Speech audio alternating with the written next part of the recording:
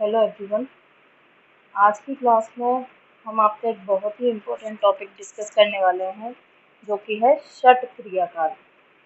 ये जो टॉपिक आप फर्स्ट ईयर से पढ़ते आ रहे हो, सेकंड ईयर में भी आपने पढ़ा होगा, थर्ड ईयर में भी आता है, फिर फाइनल में भी है। लेकिन टॉपिक इम्पोर्टेंट है और फाइनल ईयर में भी यहाँ से क्वेश्चन कई बार पुट ऑन हुआ है और ज़्यादा बड़ा क्वेश्चन यहाँ से नहीं आएगा। 5 मार्क्स में या तो आपसे कोई एक अवस्था पूछी जा सकती है या फिर इसको जो है चिकित्सा से कोरिलेट करके पूछा जा सकता है। ठीक है, पढ़ा हुआ टॉपिक है आपका, इसीलिए थोड़ा और ध्यान से सुनोगे तो एक बार में ही आपका रिवाइज हो जाएगा और अच्छे से आपको याद भी हो जाएगा। तो चलिए शुरू करते हैं हम टॉपिक को। षट क्रियाकाल। षट क्रियाकाल में सबसे पहले हम बात करेंगे क्रिया और काल।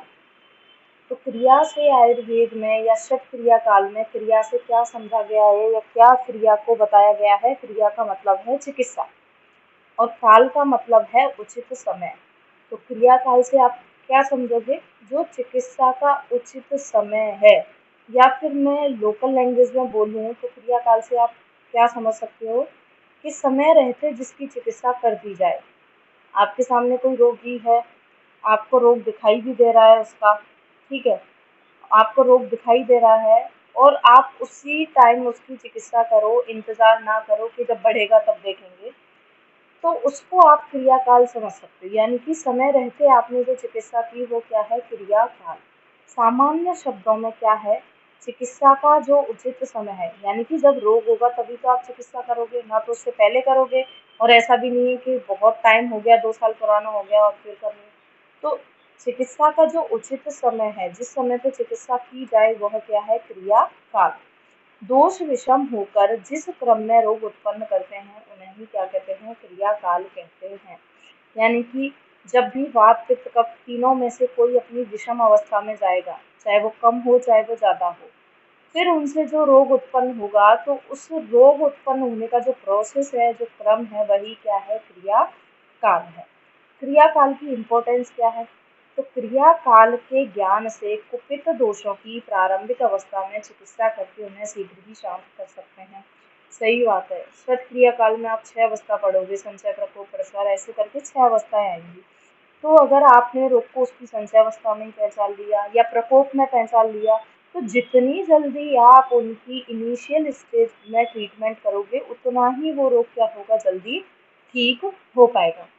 नहीं तो अगर वो व्यक्तावस्था या भेदावस्था तक पहुंच गया रोग, तो क्या है? वो व्याप्य भी हो सकता है, प्रसाध्य भी हो सकता है या फिर असाध्य भी हो सकता है। तो कहने का मतलब है कि जितना प्रारंभिक अवस्था में, जितना इनिशियल स्टेज में आपको रोग का ज्ञान होगा, वही उतना ही आपको क्या होगा? चिकित्सा में करने में उसकी हेल्प मिलेगी। क्रियाकाल रोग वृद्धि की विभिन्न अवस्थाओं एवं रोग उत्पत्ति के क्रम को बता सकता है, क्योंकि अलग अलग अवस्थाएं, संचय अवस्था में कोई रोग अपना अलग इफेक्ट दिखाएगा, प्रकोप में अलग दिखाएगा, और कौन सी स्टेज में जाके वो उत्पन्न होगा, तो वो सारा जो सीक्वेंस है आपको किससे पता चलेगा? क्रियाकाल से। क्लियर है? फिर बात करते हैं हम क्रियाकाल की अवस्था। तो सभी जानते हैं क्रियाकाल की 6 अवस्थाएं होती हैं। सबसे पहले मैं बात करूंगी संचय अवस्था की। संचय अवस्था का मैं आपको एकदम सिंपल लैंग्वेज में मतलब समझाती हूँ। संचय अवस्था का मतलब है कि जहाँ जिस दोष का स्थान है, जैसे वात का स्थान पक्वाशय है, ठीक है, कफ का स्थान उरोपरदेश है, तो जहाँ जिस दोष का स्थान है उसी जगह वो दोष बढ़ रहा है। जैसे ये ग्लास है आपके पास, ये पूरा भरा हुआ है, ठीक है, ये पूरा भरा हुआ है, बस थोड़ी सी जगह बाकी है और उसमें ये और भर जाए, ये क्या है? संचय। समझ रहे हो? यानी कि जिस जगह जो अपना स्थान है, उसी जगह उनकी और क्या हो रही है? उसी स्थान पर वो और इकट्ठे हो रहे हैं। वो कौन सी अवस्था होती है? संचय अवस्था। तो चयो वृद्ध स्वधाम्यन्येव का मतलब क्या है? कि वात पित्त कफ अपने अपने स्थान पर वही उन दोषों का संचय हो रहा है, वो क्या है? संचय अवस्था। अब जब दोषों का संचय होगा तो आप कैसे पहचानोगे कि अगर वात का संचय हो रहा है? तो ये लक्षण आपको ध्यान रखने हैं। ये AIPGT में पूछे जा सकते हैं। संचय का क्या है, प्रकोप का क्या है, धीरे धीरे आपको पता चल जाएगा। तो संचय होने पर कैसे पहचानोगे कि स्तब्ध कोष्ठता, कोष्ठ एकदम स्तब्ध हो गया है, कोष्ठ ऐसे लग रहा है भरा भरा, भारीपन सा फील हो रहा है, कोष्ठ पूर्णता या स्तब्ध कोष्ठता, अगर ऐसे लक्षण आपको देखने को मिल रहे हैं तो आप समझ सकते हो कि वायु का शरीर के अंदर क्या हो रहा है, संचय हो रहा है, एक स्थान पर वो रुक रही है। पित्त का संचय से कैसे समझोगे, कीट अवभासता, यानी कि पीलापन सा फील हो रहा है बॉडी में। मंद उष्णता, अग्नि मंद हो गई है। अब मंद उष्णता से आपको डाउट हो सकता है कि पित्त है तो वो अग्नि को मंद कैसे कर सकता है, जबकि पित्त तो खुद अग्नि है। लेकिन आप जब पित्त के गुण पढ़ते हो तो पित्त में एक गुण होता है द्रव गुण, और द्रव गुण अग्नि को क्या करेगा, पित्त का द्रव गुण अग्नि को मंद करेगा। अगर पित्त जो है अपने द्रव गुण के में संचय हो रहा है तो अग्नि वहां पे क्या होगी, मंद हो जाएगी। वहीं अगर आप कफ का संचय देखते हो तो शरीर में गुरुता और आलस्य, तो इस तरीके से आप संचय को पहचान सकते हो। जब किसी दोष का संचय होगा तो शरीर में स्वाभाविक रूप से उस दोष को बढ़ाने वाले आहार विहार के प्रति अरुचि हो जाती है। आपने भी महसूस किया होगा, जब भी कई बार हमें हमारी कोई भी चीज़ फेवरेट होती है लेकिन किसी टाइम हमें उस चीज़ से ऐसे होता है कि नहीं हमें नहीं खाना, होता है ना, सबके साथ होता है। तो जब कोई भी दोष का अगर शरीर में, उस समय आप ये सोच के चलिए कि दोष का क्या हो रहा है, संचय हो रहा है, इसीलिए इस चीज को खाने का मन नहीं है। मान के चलो अगर शरीर में पित्त बढ़ा हुआ है, पित्त का संचय हो रहा है, तो गर्म चीजें खाने का मन नहीं करेगा, ठंडी ठंडी चीजें खाने का मन करेगा, है ना। तो वही बात है, और उसके विपरीत गुण वाले आहार विहार के प्रति इच्छा पैदा हो जाती है। तो जिन दोषों का संचय हो रहा है उनके प्रति तो अरुचि हो जाएगी और उसके विपरीत वाले के लिए इच्छा जागृत हो जाएगी। संचय काल दोषों को पुनः साम्य अवस्था में लाने का प्रथम अवसर है। सच बात है, अगर आपको पता चल जाए, आप इन लक्षणों से पहचान चुके हो कि दोषों का संचय हो रहा है, तो आप उनको वापस अपनी बैक टू स्टेज में लेके आ सकते हो, वो संचय वाली स्टेज को खत्म कर सकते हो। कि वात का संचय हो रहा है तो वात के विपरीत चिकित्सा कर दो। समझ में आ रही है। तो ये पहली स्टेज है किसकी, ट्रीटमेंट की। आप यहाँ पे दोषों को उनकी साम्य अवस्था में ला सकते हो, आगे रोग को बढ़ने से बचा सकते हो। यदि इस अवस्था में दोष की शांति के उपाय किए जाएं तो दोष उत्तर अवस्था को प्राप्त नहीं होगा। अगर आपने संचय अवस्था में ही कोई भी पर्टिकुलर दोष जो भी संचित हो रहा है उसको ठीक कर दिया तो दोष जो है वो प्रकोप अवस्था में नहीं जाएगा। क्लियर है बात। फिर हम बात करें कि जो संचय होता है वो दो तरीके का होता है। कैसे, एक तो स्वाभाविक यानी कि सबके अंदर होगा, एक अस्वाभाविक जो रोगी के अंदर आपको देखने को मिलेगा। तो अस्वाभाविक जो संचय है वो दो तरीके से होता है, प्रज्ञा अपराध जन्य और असात्मेंद्रिय संयोग जन्य। ठीक है, यहाँ पर दोषों का क्या हो रहा है, अस्वाभाविक तौर पर एक्यूमुलेशन हो रहा है, लेकिन स्वाभाविक तौर पर जो सभी के शरीर में होगा, चाहे वो स्वस्थ है चाहे रोगी है, वो कैसे देखेंगे हम। एक तो होता है ऋतुजन्य संचय, जैसे सभी जानते हैं ग्रीष्म में वात का, वर्षा में पित्त का संचय होगा और हेमंत में कफ का संचय देखने को आपको मिलता है। वहीं आयु के आधार पर हम बात करें तो बाल्यावस्था में कफ का संचय, युवा में पित्त का और वृद्धावस्था में आपको वात का संचय देखने को मिलेगा। ठीक है, तो ये जो दो स्टेज होती हैं संचय को पहचानने की, एक आयु के आधार पर और एक ऋतु के आधार पर। फिर उसके बाद आती है सेकंड स्टेज, वो है प्रकोप अवस्था, स्टेज ऑफ विटिएशन ऑफ दोषास, दोषों के प्रकोपित होने की अवस्था। कैसे दोष प्रकोपित होंगे, कैसे आप पहचानोगे उनको, तो वातादि दोषों का जो उन्मार्ग गमन होता है उसे प्रकोप कहते हैं। जैसे अभी हमने संचय अवस्था पढ़ी कि इसी ग्लास में पानी भरता जा रहा है, इसी में भर रहा है, बाहर नहीं फैल रहा, तो क्या है ये संचय। लेकिन वहीं जब ये इतना पानी आप इसके अंदर भर दो कि ये नीचे गिरने लगे तो वो क्या हो जाएगी, प्रकोप अवस्था। यानी कि दोषों का अपने स्थान पर इतना संचय हो गया कि उनका स्थान तो पूरा भर गया, अब वो इधर उधर जाने लगे हैं, तो वो अवस्था होती है प्रकोप की। समझ में आ रहा है। केवल अभी जाना शुरू किया है, दूसरी जगह पहुंचे नहीं है। ध्यान से सुनिएगा, बहुत मामूली सा अंतर है प्रकोप में और प्रसर में।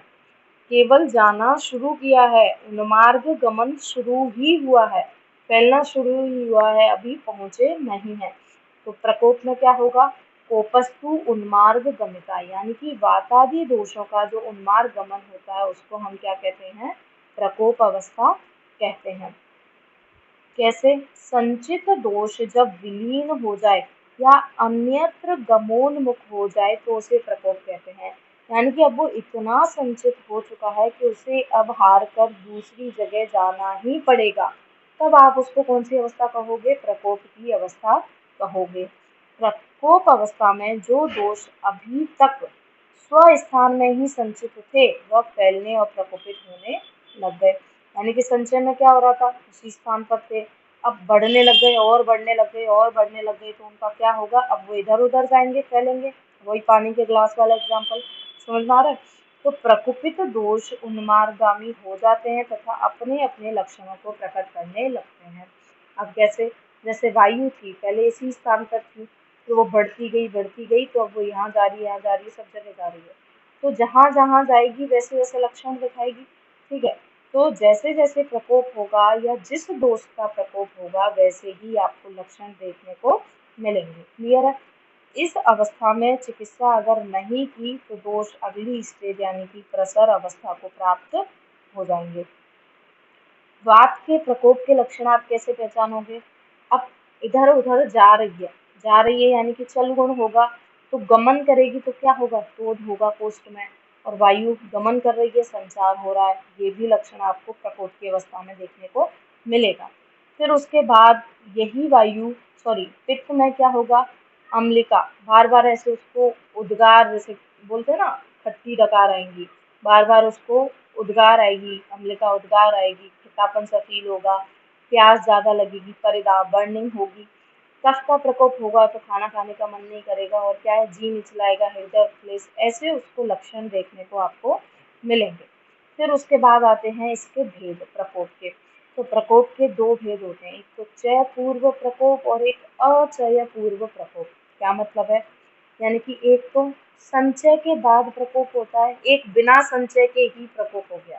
वैसे तो अनुक्रिया काल की अवस्था हम पढ़ते हैं कि पहले संचय होगा फिर प्रकोप होगा, लेकिन कई बार क्या होता है? बिना संचय के भी प्रकोप हो जाता है। जैसे कि दोषों का संचय न होने पर भी उनका प्रकोप होता है। कैसे? यथाशक्ति से, मतलब जैसे इतने दिन से डेली रेस्ट कर रहे हैं, फिर अचानक कोई काम आ गया, बहुत ज़्यादा बाहर उठा लिया, या फिर कहीं परिक्रमा करने चले गए, बहुत ज़्यादा पैदल चल दिए, तो वहाँ पहले से उसके अंदर वात का संचय नहीं था, लेकिन उसका इस तरीके का काम करने से क्या हुआ? अचानक उसके अंदर वात का प्रकोप हो गया। तो यथाशक्ति से अधिक उसने काम कर लिया तो वात का प्रकोप हो गया, गुस्सा ज़्यादा कर लिया तो अचानक से पित्त का प्रकोप हो गया, और दिन में बहुत ज़्यादा सो रहा है, कफ का संचय नहीं था, फिर भी क्या हो गया? कफ का प्रकोप हो गया। समझ में आ रहा है? तो इसकी चिकित्सा आपको क्या करानी है? संशमन चिकित्सा द्वारा प्रकोपित दोषों को शांत करना है, क्योंकि यहाँ पहले से दोष संचित नहीं थे, तो उनको आप जो है पंचकर्म या निर्हरण द्वारा बाहर नहीं निकाल सकते, वहाँ फिर आपको संशमन चिकित्सा ही देनी पड़ेगी। ठीक है। दूसरी बात, ये जो अचय पूर्व प्रकोप है इसको हम पथ्य निमित्तज प्रकोप भी कहते हैं। क्यों कहते हैं पथ्य निमित्तज? पथ्य निमित्तज का मतलब है कि आप पथ्य आहार विहार कर रहे हो, फिर भी क्या हो गया? दोष का प्रकोप हो गया, इसीलिए इसको बोला है पथ्य निमित्तज। क्योंकि पथ्य आहार लेने पर भी अगर आपने ये काम किए तो भी दोष का प्रकोप यहाँ पे हो सकता है। ठीक है। फिर आता है चय पूर्वक, यानी कि पहले क्या हुआ? संचय हुआ, फिर हो रहा है प्रकोप। तो ऋतु के आधार पर, जैसे वर्षा ऋतु में सभी जानते हैं वात का प्रकोप, शरद में पित्त का, और वसंत में कफ का प्रकोप होता है। और ये तो था स्वाभाविक, और एक था अस्वाभाविक, जिसमें क्या है? मिथ्या आहार विहार सेवन करते जा रहे हो तो पहले संचय हुआ फिर प्रकोप हुआ। क्लियर है? तो इसकी चिकित्सा में आपको क्या करना है? संशोधन चिकित्सा द्वारा दोषों को बाहर निकालना है। जैसे वात के लिए बस्ती करा दो, पित्त के लिए विरेचन करा दो, कफ के लिए वमन करा दो। तो ये थी प्रकोप की अवस्था। फिर आती है प्रसर अवस्था, जो कि है आपका तीसरा क्रियाकाल। प्रसर का मतलब है फैलना। प्रकोप में क्या था? अपने स्थान से उन्होंने चलना शुरू किया था, प्रसर में वो सभी जगह जाके फैल गए। जैसे मान लो, एक एग्जाम्पल के तौर पर समझाते हैं कि किसी राजा को मान लो युद्ध लड़ना है, तो पहले वो सैनिकों को इकट्ठा करेगा, तो वो क्या हो गया? संचय हो गया। ठीक है, फिर उनको आदेश देगा, उनको बढ़ाता जाएगा और बोलेगा और लेके आओ और लेके आओ। तो वहाँ पे वो अपने, जैसे उनको युद्ध लड़ने कहीं और जाना है तो अपने राज्य से चलना शुरू करेंगे, तो वो होगी प्रकोप की अवस्था। फिर वो दूसरे राज्य में जाकर के जब युद्ध करते हैं तो इधर उधर कोई इस कोने पे लड़ रहा है, कोई उस कोने पे है, तो वो क्या अवस्था होती है, प्रसर की अवस्था। समझ रहे हो, यानी कि पूरी तरीके से सब जगह फैल चुका है, तो वो अवस्था होती है प्रसर की।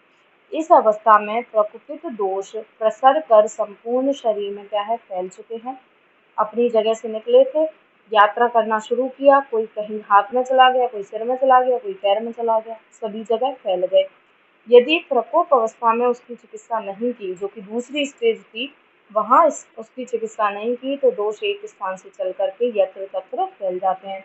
और ये कौन सी स्टेज कहलाएगी, फिर प्रसरा अवस्था।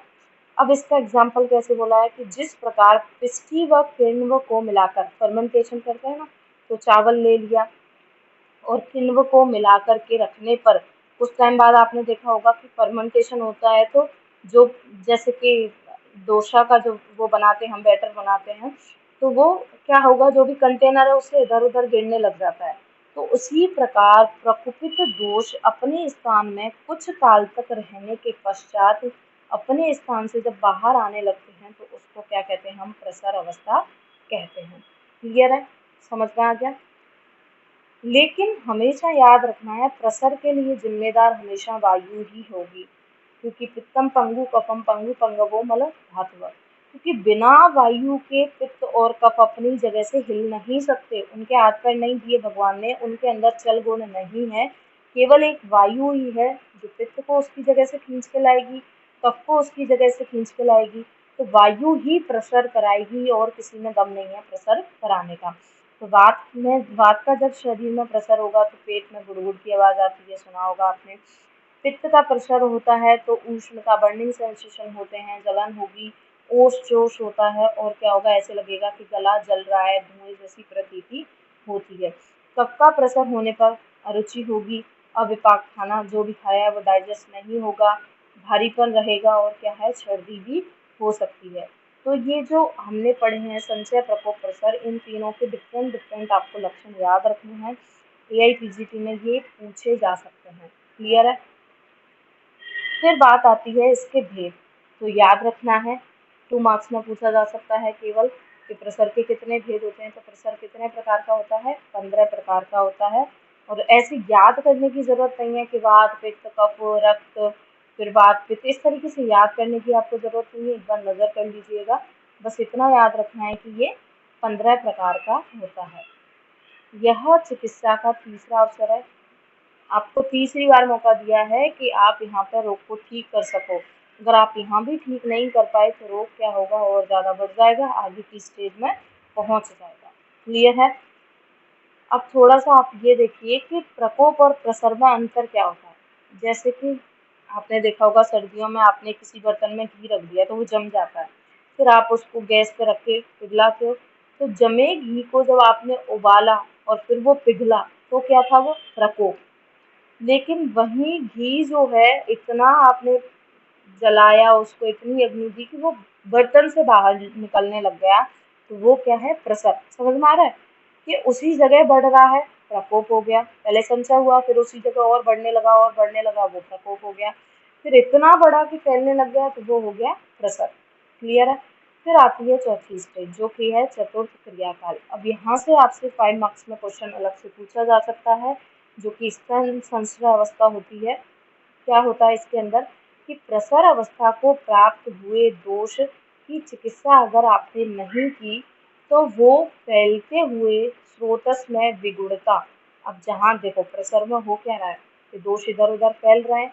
अब फैल रहे हैं लेकिन कहीं जाके रुकेंगे भी, तो ऐसे थोड़ी है कि चलते ही रहेंगे। एक बार ट्रेवल करना शुरू किया तो चलते ही रहे, ऐसा थोड़ी होता है। कोई ट्रेवलिंग के लिए जाता है तो कहीं ना कहीं तो जाके रुकता है ना, कोई एक उसका एक डेस्टिनेशन होता है, कहीं तो रुकेगा।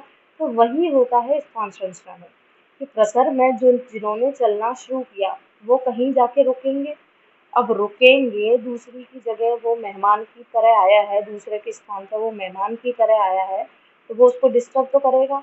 तो डिस्टर्ब करेगा यानी कि कोई ना कोई गड़बड़ करेगा, और गड़बड़ ही क्या है, स्थान संचय है।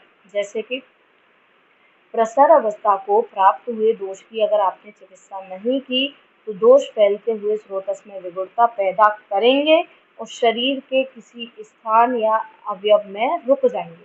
तो रुकेंगे, जैसे मान लो आपके घर में खुद 8-10 मेंबर हैं, फिर 8-10 और आपके कोई जो है गेस्ट आ जाए, तो हर चीज़ में प्रॉब्लम क्रिएट होती है। खाने खाने में होगी, बैठने में दिक्कत होगी, सोने में दिक्कत होगी। तो वही चीज़ होगी यहाँ पे, क्या होगा, जो भी जिस भी स्रोतस के पास जाके दोष रुका उसको वो खराब करना शुरू कर देगा। तो वो जो खराब करना उसने शुरू किया या जहाँ जाके वो रुका, और रुकेगा कहाँ, जहाँ उसको खाली जगह मिलेगी। ठीक है, आपके घर पे कोई गेस्ट आएगा वहीं तो सोएगा जहाँ उसको खाली जगह मिलेगी, कहीं भी जाके थोड़ी सो जाएगा। तो जो खाली जगह है जहाँ पे जाके वो रुका, वो क्या स्टेज हुई, ख वैगुण्य। ख का मतलब खाली स्पेस। ठीक है, तो ख वैगुण्य कौन से स्टेज में उत्पन्न होता है, चौथी स्टेज में उत्पन्न होगा। तो वहाँ एक या एक से अधिक धातु एवं मलों को दूषित करके, अब वात हो चाहे पित्त हो चाहे कफ हो, जहाँ भी जाके रुका, मान लो रस व स्रोतस में या अस्थि व में, जिस भी स्रोतस में जाके वो रुकेगा उनको क्या करेगा, दूषित करेगा और उनके साथ मिलकर के उस स्थान के रोग उत्पन्न करेगा। जैसे कि वात है, वो अस्थियों में चला गया तो संधिवात कर देगा। समझ में आ रहा है। तो कोई भी दोष है वो जिस स्रोतस के स्थान में रुकेगा वैसा ही वो रोग उत्पन्न करना शुरू कर देगा। तो इस प्रकार के दोष दूष्य के संयोग को ही हम क्या कहते हैं, दोष दूष्य समोचना। क्लियर है। तो ये क्या हुई आपकी दोष दूष्य समोचना। तो यही जिस दोष ने, चाहे वो वात हो, पित्त हो, कफ हो, जिस धातु या मल को दूषित किया वो क्या है, दूष्य। और इन दोनों का, दोष और दूष्य का आपस में जो संयोग हुआ उसी संयोग को आप क्या कहोगे, दोष दूष्य समोचना। तो आज के बाद आपको क्लियर होना चाहिए दोष दूष्य समोचना हम किसे कहते हैं, दोष का धातु या मल के साथ जो संयोग होता है उसी को हम दोष दूष्य समोचना कहते हैं। क्लियर। इस अवस्था में भविष्य में होने वाली व्याधि के लक्षण उत्पन्न होते हैं। तो भविष्य में होने वाली व्याधि मैं आपको बता चुकी हूँ क्या होता है, वो पूर्व रूप। तो भावी व्याधि बोधक मेव लिंगम पूर्व रूप, वो कौन सी स्टेज में उत्पन्न होते हैं, स्थान संशय की अवस्था में उत्पन्न होते हैं। पूरी तरीके से लक्षण नहीं आते हैं, केवल जो दोष दूष्य समोचना हो रही है उसके आधार पर यहाँ पे पूर्व रूप आना शुरू हो जाते हैं। आप आइडिया लगा सकते हो कि इन फ्यूचर ये रोग होने वाला है। दोषों का स्थान संशय जिस स्थान विशेष पर होगा उस स्थान के अकॉर्डिंग लक्षण होंगे। जैसे अगर मान लो दोष जो है वो बस्ती में जाके स्थान संशय हुआ तो अस्मरी हो सकती है, मूत्राघात हो सकता है, प्रमेय हो सकता है। उदर में जाके संचित हुआ है तो गुल्म हो सकता है, जलोदर हो सकता है, अग्निमांद्य हो सकती है, विसूचिका हो सकता है। तो जिस स्थान पर दोष संचित हो रहे हैं उस स्थान के अकॉर्डिंग वहाँ पे जैसे दोष दूष्य मिलेंगे उस अकॉर्डिंग रोग उत्पन्न हो जाएंगे। जब दोष दूष्य का संश्रय होता है, वह जहाँ संश्रय हुआ वो स्थान संश्रय कहलाएगा।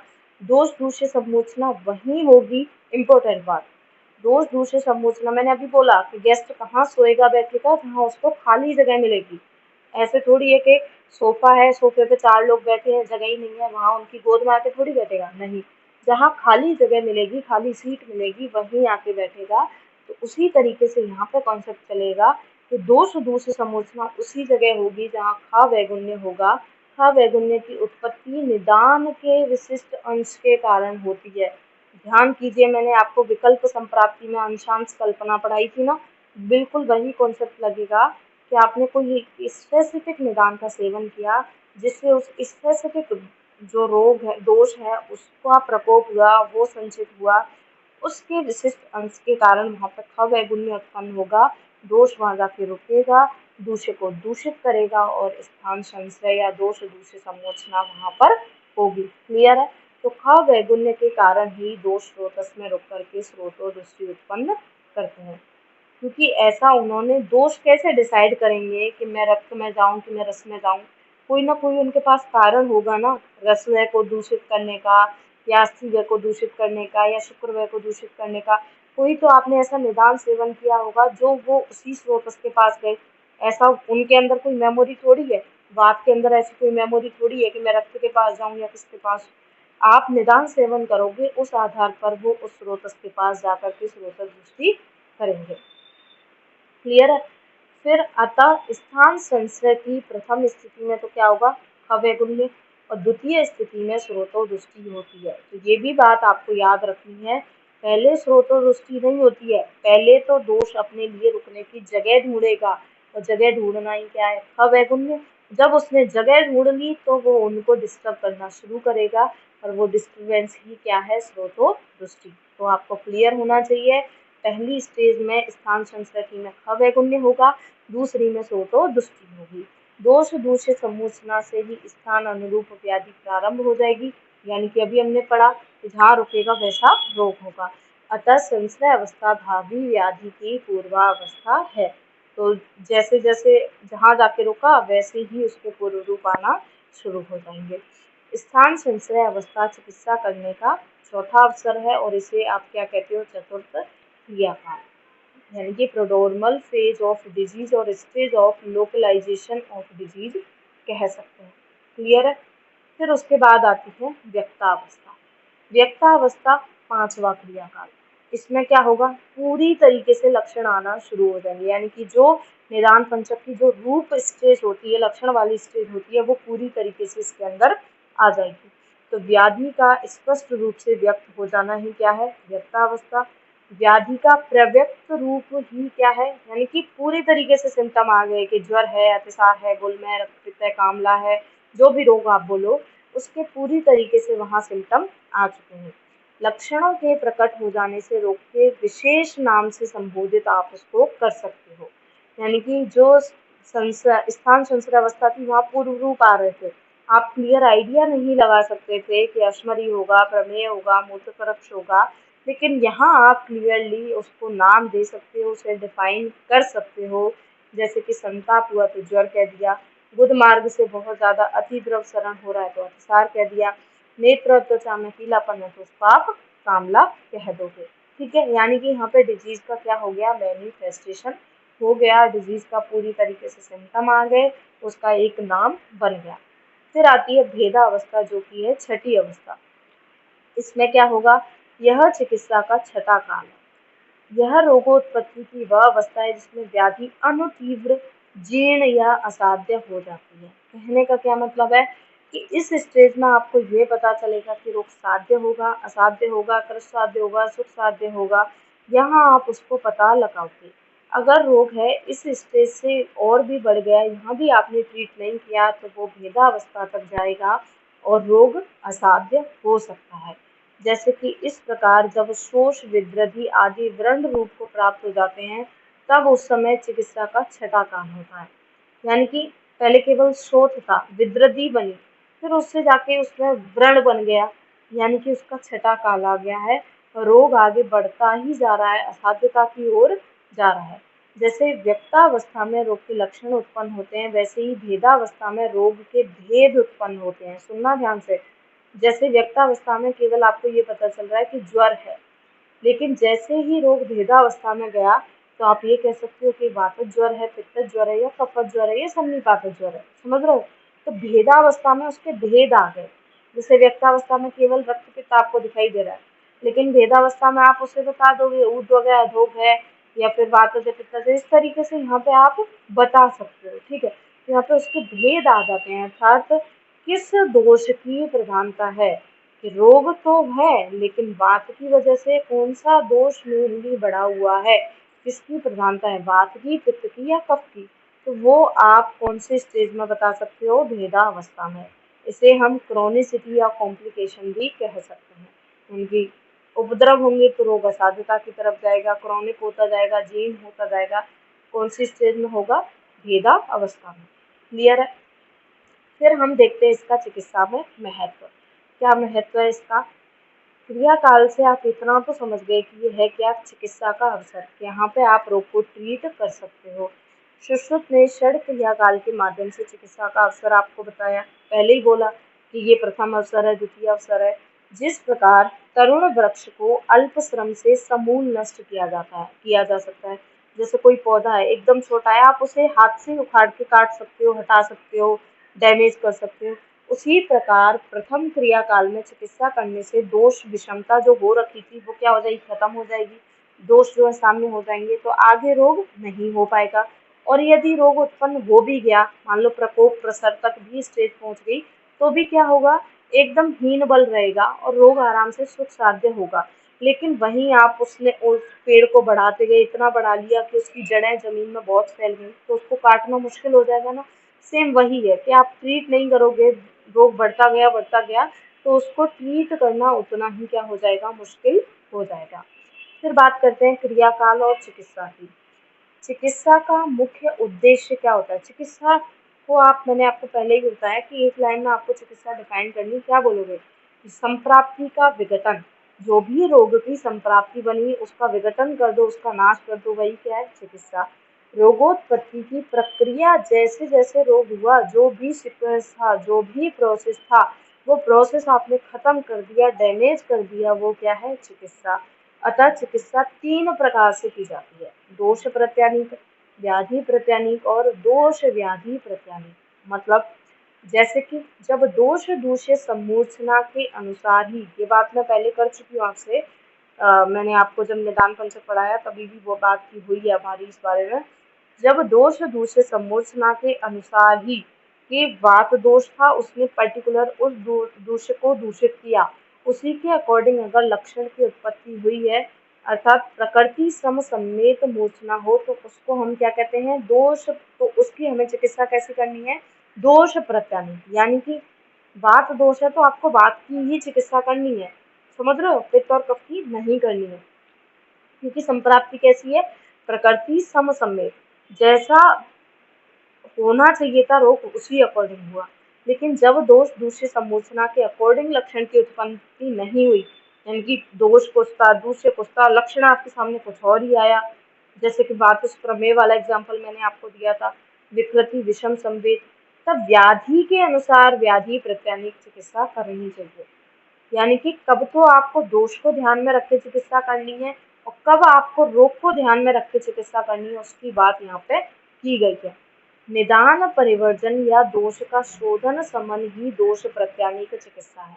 यानी कि मान लो वात दोष बढ़ा हुआ है, तो आप वात को बढ़ने वाले कारणों का सेवन करना छोड़ दो, निदान परिवर्जन हो गया। वात के लिए बस्ती करा लो, शोधन चिकित्सा हो गई, ठीक है। या उसके लिए अभ्यंग स्नेहन करा लो, शमन चिकित्सा हो गई। या वातनाशक जो भी औषध आहार आप सेवन कर सकते हो उनका सेवन करो, तो वो क्या हो गई? एक तरीके की दोष प्रत्यानीक चिकित्सा। तथा किसी व्याधि के शमन के लिए कोई एक स्पेसिफिक औषध या चिकित्सा का प्रयोग किया जाए तो वो क्या है? व्याधि प्रत्यानीक चिकित्सा। तो यहाँ पे आपको दोष की चिकित्सा ना करके दूष्य की चिकित्सा करनी होती है व्याधि प्रत्यानीक चिकित्सा में। जैसे कि जो दोष है वातज प्रमेय में, वातज प्रमेय, तो वहाँ पे आपको किसकी? मेद वाली चिकित्सा भी करनी है, वात वाली भी चिकित्सा करनी है। तो वहाँ पे आपको मेद को भी नॉर्मल लेवल पे लेके आना है, वात को भी नॉर्मल लेवल पे लेके आना है, यानी कि व्याधि के अकॉर्डिंग आपको चिकित्सा करनी है। अब दोष की चिकित्सा करने से काम नहीं चल रहा है, व्याधि की, क्योंकि प्रमेय के अंदर दोष कफ रहता है, लेकिन वातज प्रमेय में आप कफ दोष की चिकित्सा करोगे तो क्या वातज प्रमेय ठीक हो सकता है? नहीं हो सकता। आपको उसके अकॉर्डिंग चिकित्सा करनी पड़ेगी, तो वो चिकित्सा क्या है? व्याधि प्रत्यानीक चिकित्सा।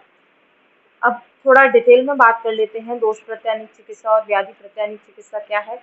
तो दोष प्रत्यानीक चिकित्सा में क्या है? किसी रोग के संप्राप्ति काल की अवस्थाओं में दोष प्रत्यानीक चिकित्सा करने से संप्राप्ति विघटन हो जाता है। यानी कि दोष प्रत्यानीक का आपको सिंपल मतलब समझो कि दोष के अकॉर्डिंग चिकित्सा, ठीक है। तो संप्राप्ति चल रही है, निदान पूर्व रूप उस तरीके से, तो उस स्टेज में आपने दोष की चिकित्सा करी, संप्राप्ति का विघटन हुआ, रोग ठीक हो गया, वो क्या है? दोष प्रत्यानीक चिकित्सा। जैसे मान लो कफ बढ़ रहा है, वमन करा दो, पित्त बढ़ रहा है, विरेचन करा दो, वात बढ़ी है, बस्ती करा दो। तो इस तरीके से आपने उस दोष के अकॉर्डिंग ही चिकित्सा करी, उस दोष के अकॉर्डिंग ही शोधन शमन कराया, तो वो क्या है? दोष प्रत्यानीक चिकित्सा। नानात्मक विकारों में दोष प्रत्यानीक चिकित्सा ही करनी चाहिए। जैसे मान लो नानात्मक विकार है, कि कोई नानात्मक विकार वात की वजह से हो रहा है, कोई पित्त की वजह से, या कोई कफ की वजह से। जैसे धमनी प्रत्यच है, वो कफ की वजह से हो रहा है, ठीक है। तम प्रवेश है, या कोई भी है, अतृप्ति है, तृप्ति, कोई भी है, वो एक स्पेसिफिक नानात्मक विकार, मतलब उस एक स्पेसिफिक दोष की वजह से होने वाला। तो उसमें भी आप क्या करोगे? उस दोष की ही चिकित्सा करोगे ना। जैसे कोई भी जैसे पक्षाघात है, वो वात का नानात्मक है, तो आप वात की ही तो चिकित्सा करोगे, उसमें पित्त और कफ की थोड़ी करोगे। तो नानात्मक विकारों में भी दोष प्रत्यानिक चिकित्सा ही करनी चाहिए। दोषों को ही सभी रोगों का प्रारंभिक कारण मानकर दोष प्रत्यानिक चिकित्सा करनी चाहिए, क्योंकि कोई भी रोग है वो बिना दोष के प्रकोप के या बिना दोष की विगुणता के नहीं हो सकता। इसीलिए प्रारंभिक स्टेज में आप ऐसा मान लो कि दोष ही दूषित है और दोष प्रत्यानिक चिकित्सा ही उसकी करो। दोषानुसार उनके समन के लिए औषध का प्रयोग करना ही क्या है, दोष प्रत्यानिक चिकित्सा। जैसे वात के लिए आपने वात की समन औषध दी, तो वो क्या है, दोष प्रत्यानिक चिकित्सा। समझ में आ रही। फिर आती है व्याधि प्रत्यानिक चिकित्सा। व्याधि प्रत्यानिक चिकित्सा में क्या है, किसी व्याधि की विशिष्ट चिकित्सा, कोई एक स्पेसिफिक चिकित्सा, जैसे अश्मरी की क्या है, अश्मरी में बोल दिया कि इसमें तो सर्जरी करनी पड़ेगी, शल्य कर्म करना पड़ेगा, तो वो जो सर्जरी है, शल्य कर्म है, वो वहाँ पे क्या है, व्याधि प्रत्यानिक चिकित्सा है। समझ में आ रहा है। जैसे दैव्यपाश्रय चिकित्सा व्याधि प्रत्यानिक चिकित्सा है। कुछ हर हर रोग में दैव्यपाश्रय नहीं करनी होती, हर दोष में दैव्यपाश्रय नहीं करनी होती। क्या किस में करनी होती है, कोई एक स्पेसिफिक, जैसे उन्माद में, अपस्मार, कोई एक स्पेसिफिक रोग होगा आपके पास, उसमें ही आपको दैव्यपाश्रय करनी है, तो वो क्या है, व्याधि प्रत्यानिक चिकित्सा है। ठीक है। जैसे कि प्राण व स्रोतस का कोई भी रोग हुआ तो उसमें आप कनकासव दे रहे हो। अब ये कनकासव है, आप अस्थि व स्रोतस में थोड़ी दोगे, यानी कि संधियों का कोई रोग हुआ वहाँ पे कनकासव थोड़ी दोगे। तो जो एक स्पेसिफिक डिजीज है उसमें आप स्पेसिफिक ट्रीटमेंट दे रहे हो, तो वही क्या है, व्याधि प्रत्यानिक चिकित्सा है। जैसे काश में वासावले दे रहे हो, हृदय रोग में अर्जुनारिष्ट दे रहे हो, मूत्र कक्ष में गोक्षुर दे रहे हो, कृमि रोग में विड़ंग है, कुष्ठ में खदिर है। तो यानी कि पर्टिकुलर जिस रोग के लिए जो चिकित्सा शास्त्रों में बताई गई है, केवल वो उसी रोग में यूज हो, तो वही क्या है, व्याधि प्रत्यानिक चिकित्सा है। समझ में आ रहा है। क्योंकि अर्जुनारिष्ट जितना हृदय रोग में काम करेगा उतना किसी और में थोड़ी कर सकता है, क्योंकि वो हृदय रोग के लिए ही एक स्पेसिफिक है, विशिष्ट है। शल्य चिकित्सा भी अभी मैंने आपको एग्जाम्पल भी दिया कि हर किसी रोग में आप सर्जरी थोड़ी करोगे, कोई स्पेसिफिक रोग होगा, मूड गर्भ है या अस्मरी है, उसी में तो करोगे। तो शल्य चिकित्सा भी व्याधि प्रत्यानिक चिकित्सा का ही उदाहरण है। ठीक है। लेकिन क्या है, शस्त्र कर्म के पूर्व और बाद में दोष प्रत्यानिक चिकित्सा ही की जाती है। फिर हम बात करें इनमें थोड़ा चिकित्सा विधान की, तो क्रियाकाल, जैसे संचय अवस्था में हेतु विपरीत चिकित्सा कर दो आप। ठीक है। प्रकोप में, प्रसर में, इन तीनों में कौन सी चिकित्सा चलती है, हेतु विपरीत, निदान के विपरीत चिकित्सा चलती है, दोष के विपरीत चिकित्सा चलती है, तो उसे हम दोष प्रत्यानिक चिकित्सा कहते हैं। तो आपको याद रखना है कि शुरू की 3 स्टेज में दोष प्रत्यानिक चिकित्सा, दोष दूष्य समूचना यानी कि स्थान संशय अवस्था जहाँ होती है वहाँ पे उभय प्रत्यानिक चिकित्सा आपको करनी होती है, व्याधि के अकॉर्डिंग भी और दोष के अकॉर्डिंग भी। ठीक है। फिर आती है व्यक्तावस्था और भेदावस्था। यहाँ पे केवल आपको स्पेसिफिक डिजीज की चिकित्सा करनी है, तो वो होती है व्याधि प्रत्यानिक चिकित्सा। क्लियर है बात। तो इस तरीके से आपका जो टॉपिक है षट क्रियाकाल वो कंप्लीट होता है। इम्पोर्टेंट है, 5 मार्क्स में क्वेश्चन पूछा जाता है, तो थोड़ा ध्यान से इसको सुनिएगा और ध्यान से इसकी क्लास लीजिएगा। कोई भी डाउट है तो पूछिएगा।